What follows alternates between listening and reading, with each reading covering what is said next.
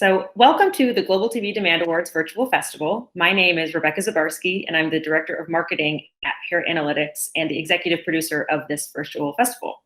I'm so pleased to be sitting here today with André Vargas, Head of Data for CAA, one of the largest and most impactful talent agencies in the world. Hello, André. Happy New Year. Happy New Year to you. Thank you for having me. Thank you. So let's get started. CAA represents much of the talent behind the most popular TV shows that we're actually celebrating in the Global TV Demand Awards Virtual Festival. As the head of data for CAA, what can you tell us about your role?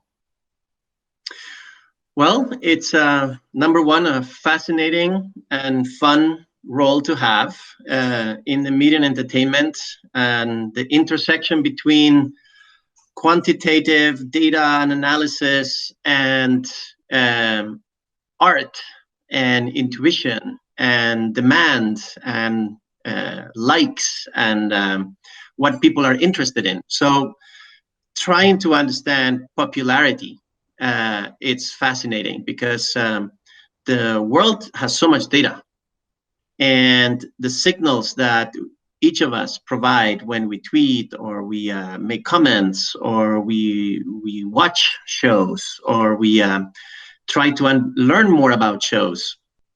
It's really important to understand in the job that we do, because at a high level, what our company does is to create opportunity for our clients, right?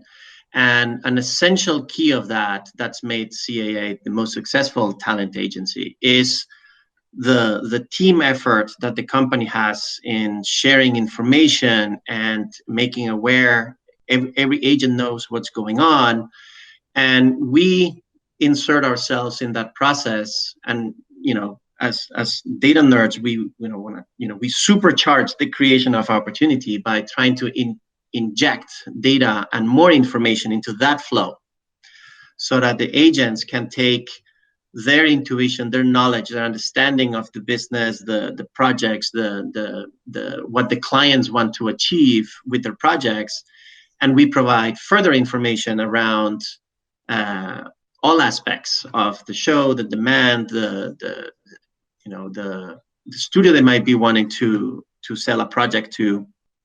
So in all things that we do, at the center of everything is discovering opportunities and helping our agents also set the proper fair value of the work that our clients do.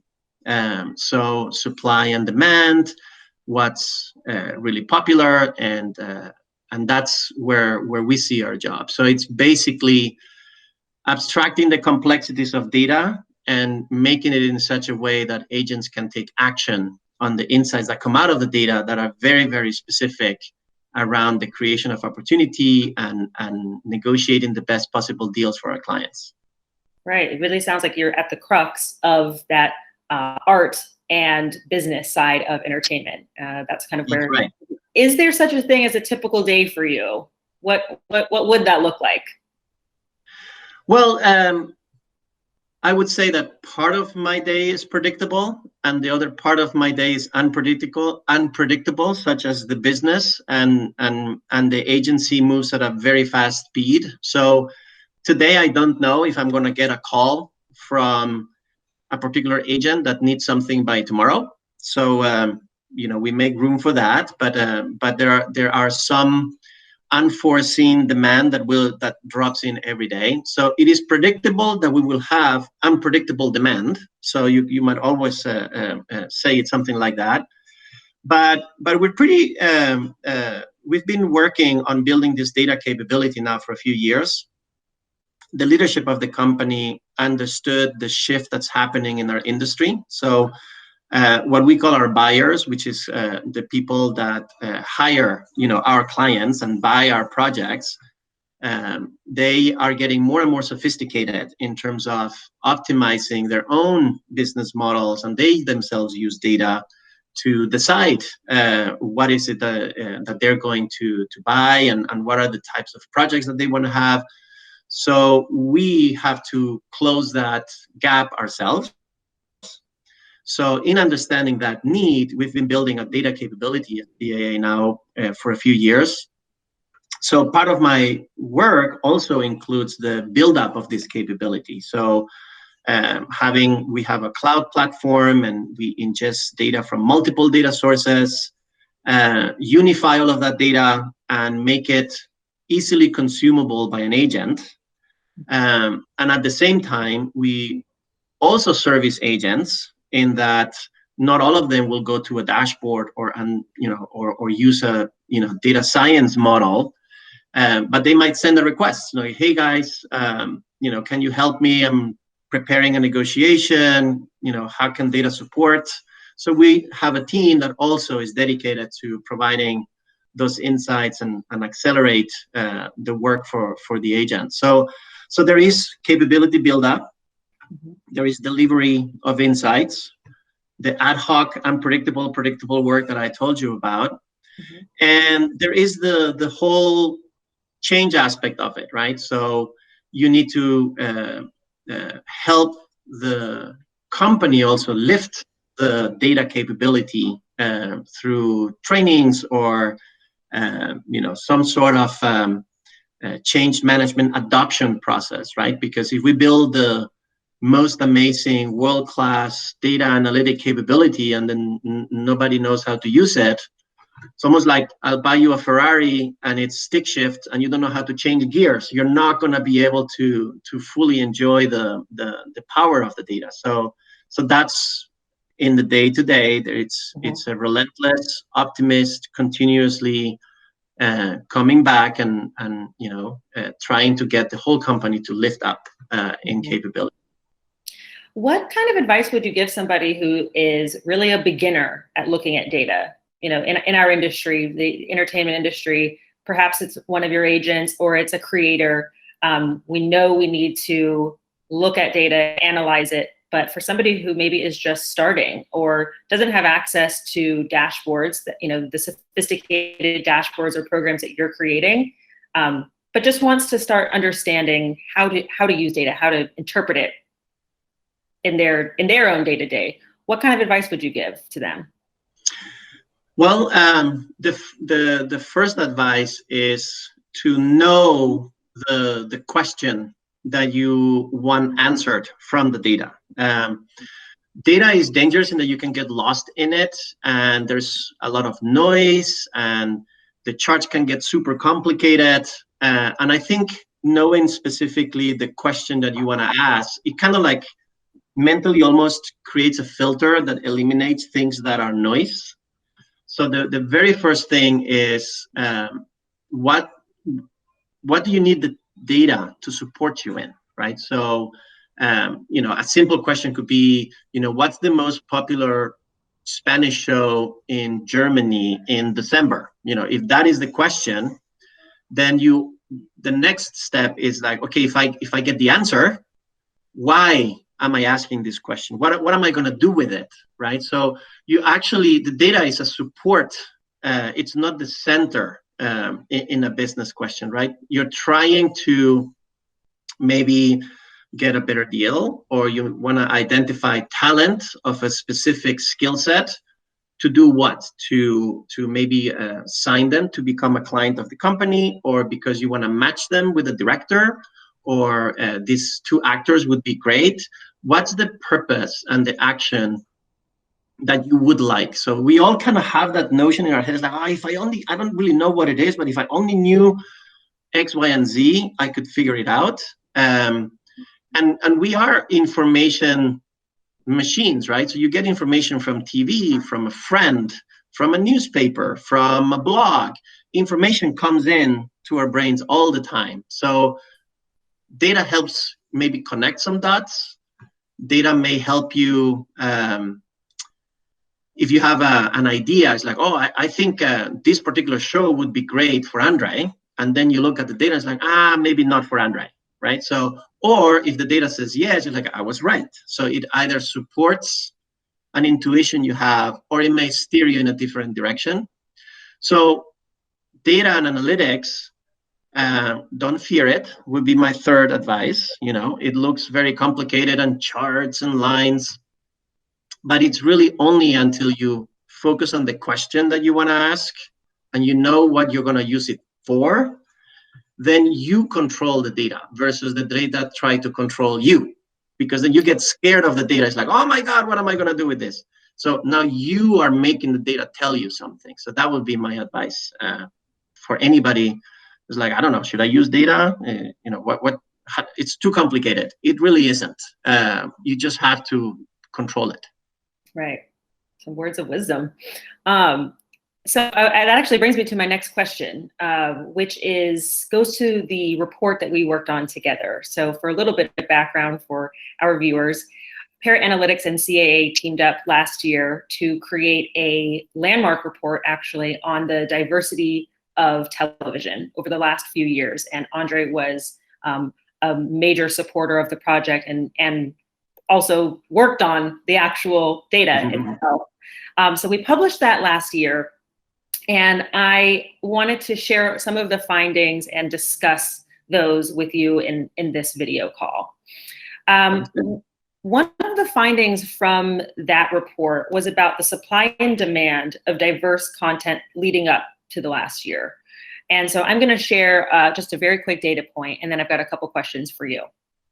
So in terms of the supply, in 2019, that marked an important turning point for us, as for the first time, the number of diverse debuts, and we're talking about racial diversity in this case, and we'll link to the actual report so people can check out the methodology after our video conversation. The number of diverse debuts surpassed non-diverse debuts. The supply of non-diverse TV shows flatlined, while the supply of diverse debuts actually increased 44%.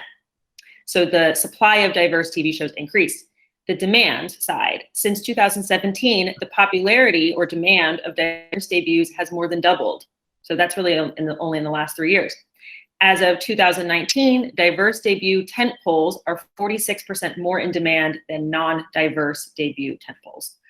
What we found was the number of diverse TV shows increased and the demand for those diverse new shows also increased. So my question for you is, why is it important to measure the supply and demand of diverse content at all? Well, we do live in an increasingly more diverse culture globally and around the world. And if you think about the success of your project, you want as many people as possible to watch your show. You know, that's why you create this art. You know, if I'm a painter, I want everybody to see my painting. I want everybody to read my book. I want everybody to watch my show. So understanding how to reach the widest potential audience, you need to understand who that audience is and what is it that they want to watch and what is their demand pattern. So if you are using the data in such a way in trying to understand what do people want to watch, then you increase the probability of success of your show as it attracts more people.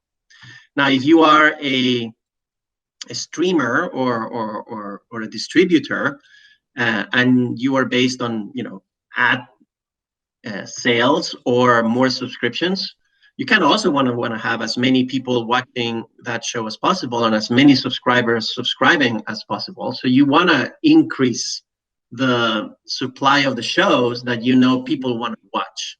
So if I only created basketball movies, well, I'm limited to basketball fans subscribing to my service, right? So I need to diversify, and through the study we did see clearly that the demand for titles that have a diverse cast and with that provide better stories that are more relatable to the wider audience tend to have more demand.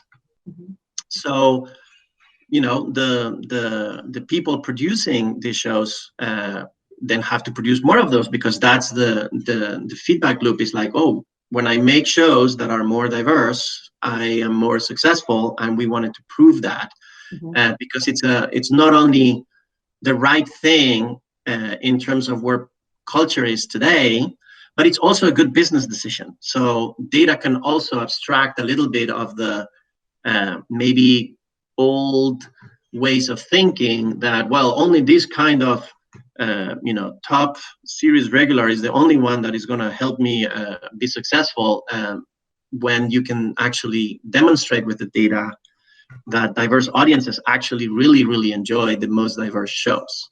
So obviously, since we want to supercharge the creation of opportunity, and our clients are also very diverse, then we want to also support that sales process around why diversity is important and why it will be successful. And we've been leading in this since a few years, where we're very passionate specifically in this space. Absolutely. What's been the impact of that report with the agents that you're working with? Has that been utilized by all CAA agents across the board? Yeah, so the agents that are involved in the diversity space, obviously this is a benefit. The internal dashboards we created that also were created in part of our project are granted access. So we have a diversity initiative group that cares a lot about this, so they have access to these dashboards. And other analyst groups within the organization use that also in terms of, which of the streamers have the most diverse content. And if you are not at the top, then maybe we should supply you a couple of projects to get you up on the list. So it's a benefit in the sales process that way. A surprising thing for me was also, and I don't know if you have that in your next bullet point, so I'm just going to steal it anyways. One of our major findings was the incredible discrepancy around Latin talent participation in the shows. And I think that's the one that outside CAA caught the most attention, because I remember getting inquiries from LinkedIn about, you shouldn't call it Latinx. Being Latino is much more complicated. And there was another initiative where Latin groups used the report as a support for something they wanted to tell Hollywood, that you are not hiring enough Latin talent. So it was a feel-good thing that the report, outside just the main thing of supply and demand being a little bit economic or analytical or data-driven, it also helps make that little dent in pop culture, right? Where people can maybe they had the notions like, I don't feel as a Latino that we're getting as much percentage share of the opening assignments that we should, and now the data shows it. It just enforces their initiative. Very surprising to me that people would actually take that report to pursue their goals, also to promote Hispanic and Latino talent. That was very, very, very cool. It was very cool. We saw that on our end as well, and it reminds me of something that I think you've said in the past about data being augmented intuition in a few of our conversations. So, like you said, perhaps a Latino creator, talent, whoever is thinking, I'm not sure, it feels like we are underrepresented in front of the camera, but perhaps there just wasn't the data available, or maybe it's behind a paywall, or it's really expensive to access, or takes a long time to create. That was certainly one of our hopes of creating that report with you, with CAA, was to sort of democratize the data around diversity in television and publish it. And you're right, it was a pleasant surprise to see different groups utilize that data to push forward their own creativity and impact in the world. I'm glad you brought up the augmented intuition. That's a guiding principle for us. Because, and I don't know if we invented the term, so maybe we did, who knows. But for us, it's really important because we took it out of two different books. So for those of you who like reading books, there is one book called Blink by Malcolm Gladwell, and there is another book called Strategic Intuition. And Blink tells you about expert intuition. So think about when you listen to a song, you kind of know if it's good, or if you watch an actor do a magnificent performance, you're like, wow, that's an amazing performance. I might not see it. I'm not the expert, but you are, right? And strategic intuition talks a little bit about the eureka moments that we get because we have some historical knowledge of something and some goals of objectives. So those are really both two types of intuition, right? Expert intuition and strategic intuition, but they also are all based on how much information you have. If you've heard 1,000 songs, you can separate the different quality of song. If you've seen 1,000 performances, you can start ranking them. Those are information data points to your own intuition, right? So we see the data provides all of these extra information points that then an artist, an agent, an executive can then create a new connection and say, oh, that's a good idea. Let's do that. So everything we do is to basically do that augmented intuition. It's a feedback loop with the agents, right? Richard Lovett told us when he came to give a talk to the data team of how important it is to use the data and become data driven. And I remember telling him, we are here to supercharge the work of the agent. And he said, that's great, but don't forget that the agent has to supercharge the data, because they have that intuition, that knowledge, that experience. So it's really a bi-directional relationship that you have to have between your business and your data teams. It's not a one-way street. So our agents today are asking much tougher questions than they did maybe a year ago, only because now they know how to ask harder questions and newer questions, and they've seen more data, and more data means that they can ask new questions. So it is an evolving iterative process, and augmented intuition, especially in a business like ours, which is in the world of art, really important. You can't ignore some people call intuition your gut. So the gut is really that.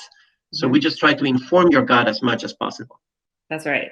Well, it's an exciting time. If you're getting new questions from agents that you maybe wouldn't have heard even 1 year ago, as the head of data, that's anytime anybody wants to come and ask and be curious about something and really learn more about their audience, more about opportunities. That's an exciting time for you, I imagine, for us too. Absolutely. So to finish up our interview, I just have one last question, and that is, what is next on your watch list? Well, so many things. I just finished Cobra Kai, the most recent season. Fun. Obviously, I grew up in the 80s too, so nostalgia for me. WandaVision is on my next to watch on Disney Plus. I really enjoyed the second season of The Mandalorian, especially the final episode. So I'm excited about that. And for the year, probably the most exciting item for me, anticipation for me, is La Casa de Papel, Money Heist. It's a Spanish show. It's the final season. So I'm super excited to watch that.